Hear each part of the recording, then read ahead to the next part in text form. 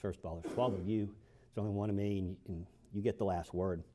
Second, lawyers, we tend to remember things, frankly, sometimes the way we wanted them to be or the way we expected them to be, whereas you hear it as it actually comes out. So if my recollection differs from yours, I would trust your collective memory. And I'm not supposed to say this, okay? We're all taught never to say this. But what we say as lawyers is not evidence. The evidence is what you heard. And if something I say doesn't ring true to you as what the evidence is, you don't have to wait for someone else to object. I don't want you to consider something if you don't remember it as the evidence. Now, before proceeding any further and before I forget, I do want to express my gratitude to Mr. Bryan, to the court, to my distinguished opposing counsel. As I walk through the front doors of our courthouse every day, I am reminded what an honor and an absolute privilege it has been to come before you. What I'd like to do now is go back in time. I want to take you back, if you can join me, to the morning of February 23rd, 2020. It seems, at least to me, both so very far away and yet like it was yesterday. It was a time to which many of us might wish to return, if only we could turn back time.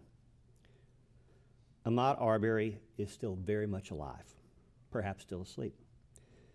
Some of us, like Brooke Perez and her husband Diego, have gone off to church. Others read the Sunday paper. The politically minded may recall Bernie Sanders is the front runner for the Democrat nomination. The sports-minded may recall that the Daytona 500 had been held a week earlier down the road. Donald Trump was the Grand Marshal. And our local newspaper, the Brunswick News, covers school events celebrating Black History Month. You may recall COVID-19 is still a mystery. It's a China problem, an Italian problem. Some guy we've never heard of, Dr. Anthony Fauci, warns us that we should conserve the already dwindling supply of masks for first responders and for healthcare workers who most need them. But Roddie Bryan isn't reading the Sunday paper. Roddie Bryan is not in church. And he probably isn't paying much attention to the corona. Roddie Bryan is working on the front porch of his home. After renting for several years, Roddy and his fiancée have just purchased their home on Burford. As a small engine repair guy working at the local hardware store, this is a big deal for Roddy, and he isn't going to waste any time before fixing it up. When you think back, it was a different world, but it's the world in which these events take place, and it's in that context that we have to look at the evidence in this case. Now, I think we have the first Night Owl video. I call it the first Night Owl video, the porch video. I think we played it for you once before. Here you can see Roddie Bryan standing on his front porch trying to repair a column. He is listening to music. The music is playing in the garage. The door is open. We've seen that from the previous picture. We'll see in a moment his truck is out front. If you look carefully, I believe you can see his hammer on the ground behind him. And I believe other tools as well. Now, we'll stop that. Now we have a still photo, which we're about to turn back on. The still photo? Sorry.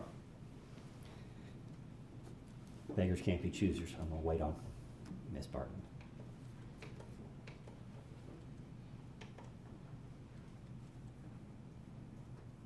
This is the front of the Bryan residence. You have to add in Mr. Bryan on the porch. You have to add in pickup truck in the driveway with lumber in the back. You have to imagine, if you will, the music playing, and it's probably playing loud because his hearing's not so good. Is there anything threatening or menacing about this picture? Is there anything threatening or menacing about this image? Or is this something we'd expect to see in a Norman Rockwell painting? We talk about driveway decisions. Mr. Arbery has driveway decisions that he's making this morning. I'm not going back into all that stuff with the Englishes and Diego Perez and Matt Albenzi and Robert Rash. That's already been covered. And although Mr. Bryan may well have read about it on the Exit 29 page, he doesn't recall it, at least on this day. But Mr. Arbery is now running down the street, running from the English residence. He's passing house after house after house on a nice Sunday afternoon. Is there any evidence that Mr. Arbery sought help, sought assistance from anyone in that neighborhood up to this point? Maybe you heard it, I didn't. But as he comes up to Mr. Bryan's residence, he starts coming by his house, why isn't Mr. Arbery asking for help? Why isn't he calling out, hey, somebody call 911. There's crazy people after me. Maybe that's because Mr. Arbery doesn't want help. Now, Mr. Bryan spots Mr. Arbery out of the corner of his eye. Roddie Bryan knows the joggers in the neighborhood. On his end of the neighborhood, let's be clear, it's a big neighborhood. There's 4 or 5. Ahmaud Arbery isn't one of them. Roddie Bryan's never seen Ahmaud Arbery before.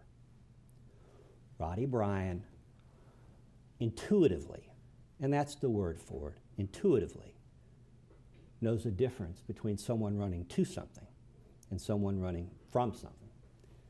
But that mystery is resolved pretty quickly when the white pickup truck that he does recognize from the neighborhood comes by. Now, Roddie Bryan doesn't know Travis McMichael. He would recognize Greg, but Greg McMichael is sitting on a car seat, probably with his head stuck up somewhere in the bed liner. Roddie Bryan doesn't realize Greg McMichael's in this truck till after the tragic shooting.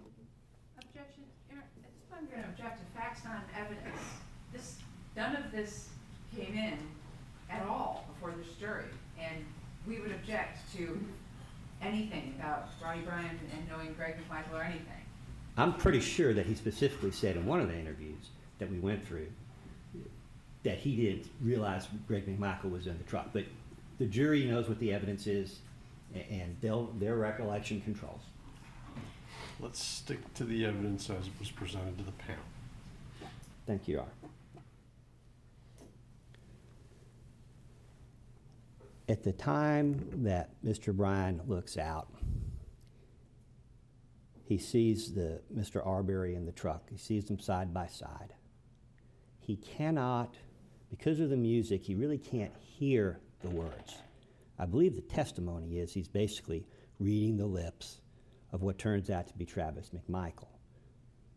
He can't see Mr. Arbery's lips. He can't see what, if anything, he's saying. Mr. Bryan has told us repeatedly that he's never heard Mr. Arbery say anything from the beginning to the end. So at this point, it's clear that Mr. Arbery does not want help from Mr. Bryan. It's clear that he goes ahead and runs off. And at that point, Mr. Bryan has to make a decision. Now, there's been some testimony. I think Mr. Bryan said that he called out to them, "You got him," which would be consistent with what he's seeing on the road. But nobody else hears that we know of.